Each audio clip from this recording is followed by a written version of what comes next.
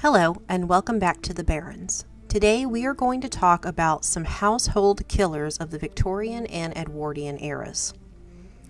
First, you had what's called a crinoline. They were popular in the 19th century, and they were simply stiff petticoats that would hold out a woman's skirt. It was made of wires and fabric, fashioned in a cage or hoop-like manner. Now, imagine these oversized gowns brushing against the fireplace, a lit candle, or some other heated material. The consequences were rapid and terrifying. Because of the pocket beneath the dress, there was airflow that would basically fuel the flames. That, combined with the number of layers that they wore, made it pretty much impossible to undress fast enough to avoid burning to death. There was also the matter of the cleaning products that women used to clean their gowns. These cleaning products would usually contain things like petroleum and kerosene, both highly flammable, so it was no wonder that they caught fire so quickly. Then there was the matter of the home itself. Even the walls, oftentimes, were not safe in the Victorian or Edwardian homes. At the time, it was quite common to indulge in style. Ornate and decorative were practically imbued into the lifestyle. And the home was no exception. As wallpapers grew in popularity, so did a brilliant hue called Sheila's green. This was a yellowish green pigment that became extremely sought after during the 19th century. The only problem, it was a copper arsenate. So as the dust flittered around the room and toxic fumes permeated off the walls, people were inhaling the toxins and ultimately dying from arsenic. Considering that wallpapers were often used in the most frequented rooms in the house, such as the family room, the exposure was higher. And it didn't just stop at wallpaper. Sheila's green was also used in candles, fabrics, dyes, and papers. Children would pass away depicted as withering in a bright green room. Lead was also another issue. Plenty of children's toys were actually made with lead in them. Now imagine children sucking on those toys. Not a pretty picture. One of the main reasons lead was used was for its superior preservation of wood. But aside from Britain, Europe legislation didn't ban the product until the 1970s. Cosmetics were another problem around the 19th century. They would contain ingredients like lead, mercury, arsenic, and ammonia. There were two popular looks, natural and painted. Because having pale skin was considered attractive by upper-class women, they often painted themselves with products that contained lead, trying to achieve a whiter complexion. This was because paler skin was seen as having a higher status, and it meant that you didn't do manual labor, so you weren't out in the sun getting tanned. Faces would be washed with ammonia, and mercury was used on the eyes. Appearing as though you had tuberculosis seemed quite the trend, as it apparently enhanced the features that many considered attractive in women. One of these was watery eyes, which in order to achieve, women would put citrus juice, perfume, or even belladonna in their eyes, which would cause blindness.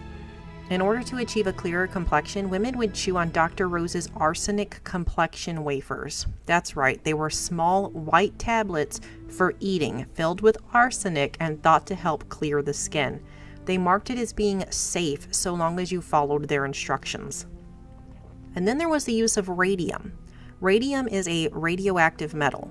It was praised for being able to make things glow, so it was put in tons of products like toothpaste, hair creams, and other products used in a daily routine. Another common deadly household product, though more towards the Edwardian era, was asbestos.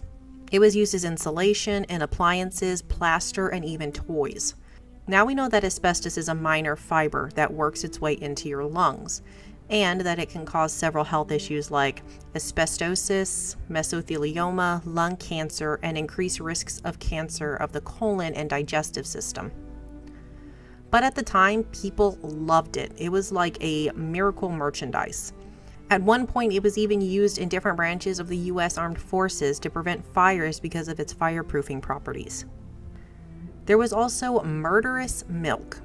Now, because milk would spoil so rapidly, many people in the era would actually add borax to the milk. Because borax is alkaline, it would remove the unpleasant taste from the dairy. They believed that this was a purifying process, but they could not have been more wrong because borax is highly toxic and can cause symptoms such as nausea, vomiting, diarrhea, shock, and kidney failure. But that wasn't the only problem with the milk products. Before pasteurization, cows could become infected with bovine TB and infect humans with it. There was also the possibility that if a cow ate white snake root, the poison would be passed down to those who drank its milk, labeling it the milk sickness. Then there was indoor plumbing.